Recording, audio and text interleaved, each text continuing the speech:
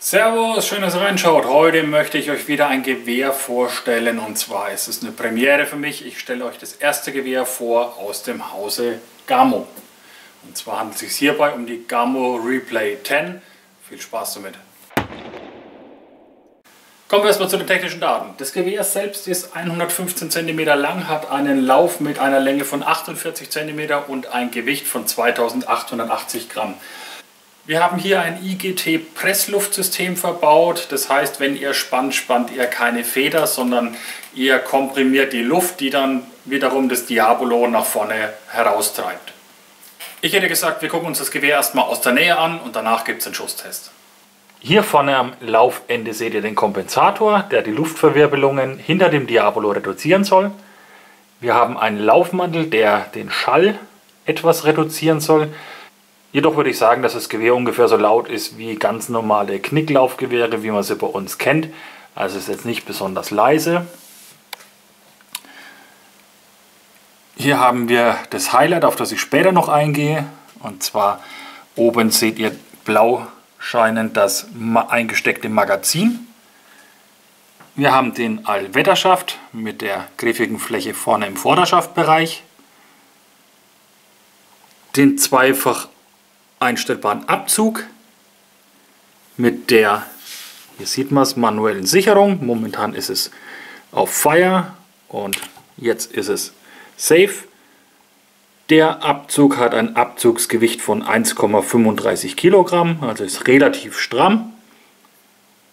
Dann haben wir hier eine aufgeraute Fläche im Griffbereich, haben eine Schaftbacke.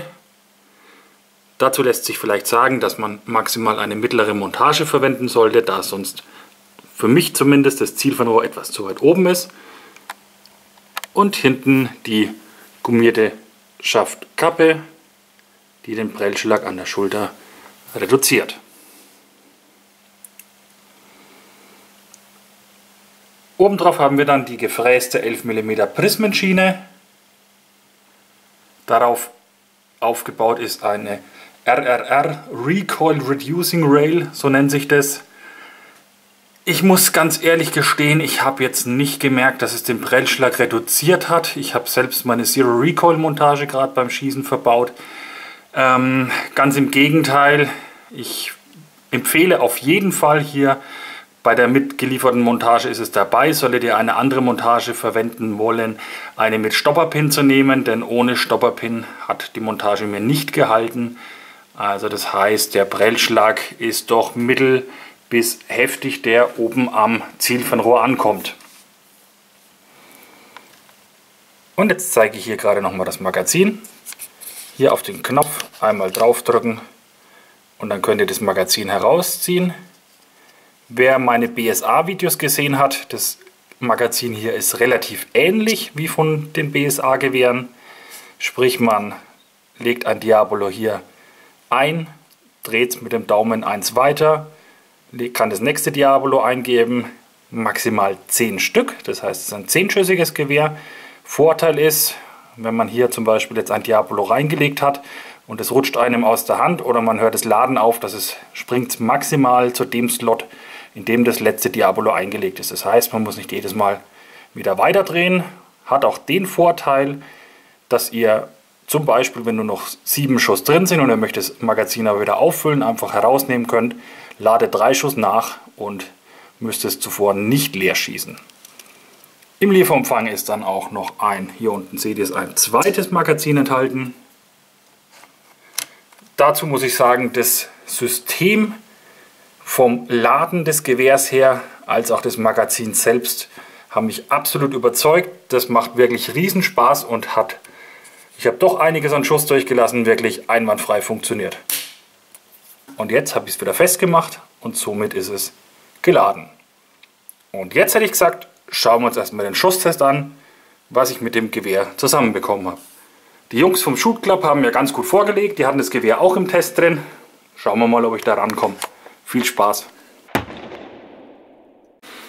Kommen wir zum Schusstest der Gamo Replay 10. Ich bin jetzt sehr gespannt, ich habe sie gerade eingeschossen Und wir gucken jetzt mal, was wir auf 11,5 Meter mit den JS, wie gesagt 4,53 mm denn so zusammenbekommen. Ich habe ein Zielfernrohr montiert, nicht das 4x32, was dabei war, sondern einfach um besser zu sehen und ein präziseres Ergebnis erzielen zu können, habe ich ein Bullseye 3 bis 9x40 auf die Zero Recoil Montage drauf und los geht's. Viel Spaß, Leute!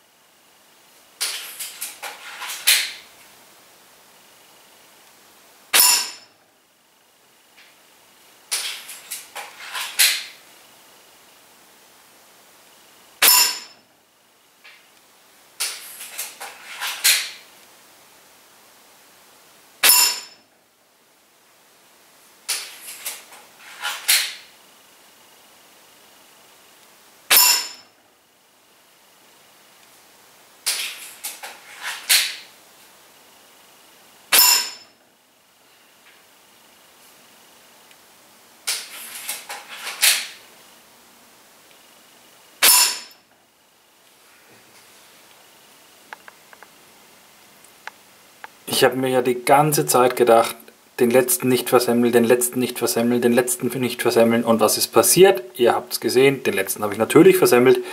Ich messe den jetzt mal nicht mit, können wir dann natürlich auch nochmal dazu messen oder rechnen einfach ein bisschen was dazu. Aber die ersten 9 waren alle in dem Bereich von 18 mm.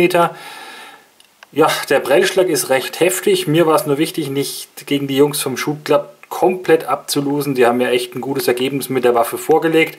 Ich glaube, da bin ich nicht ganz rangekommen, aber das Ergebnis ist doch respektabel.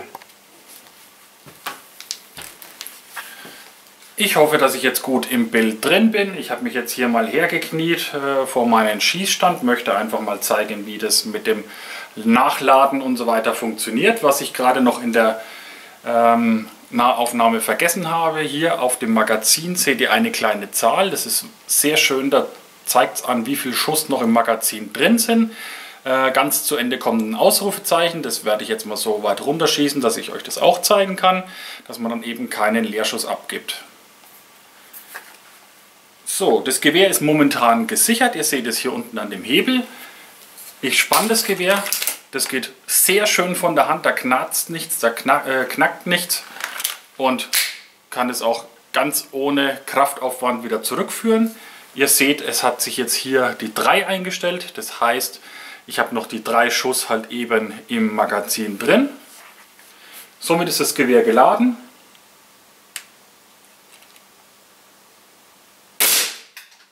Und dann habe ich geschossen. Ich mache jetzt mal zur Sicherheit, weil ich jetzt hier doch ein bisschen in einer unsicheren Position bin, die Sicherung noch mal rein. Zeigt es gerade noch mal. Zack. Nächstes Diavolo nachgeladen. Ich entsichere wieder und schieße. Und das Ganze nochmal. Nächstes Diavolo nachgeladen.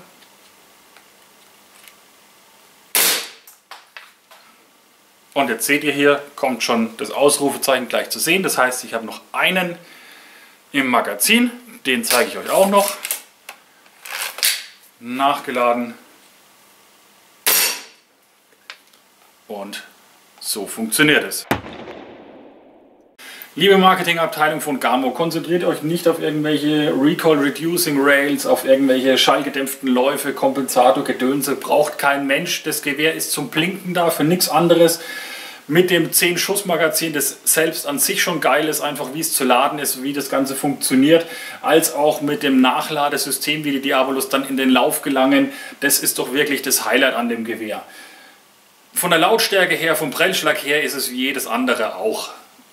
Das Tolle ist, was ihr hier bekommt, für recht günstiges Geld bekommt ihr ein mehrschüssiges Gewehr, mit dem man richtig ordentlich blinken kann, das wirklich auch präzise ist und einfach für den Freizeitbereich richtig viel Spaß macht.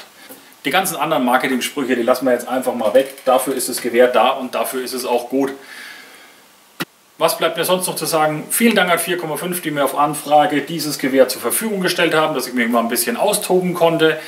Ich hoffe, mein Video hat euch Spaß gemacht. Ich hoffe, ihr seid beim nächsten Mal wieder dabei. Wenn ihr noch Fragen habt, postet es in den Kommentaren. Lasst mir ein Like da, lasst mir ein Abo da, wenn nicht sowieso schon geschehen. Und dann sehen wir uns beim nächsten Mal. Ciao, Servus, sagt der Gandhi.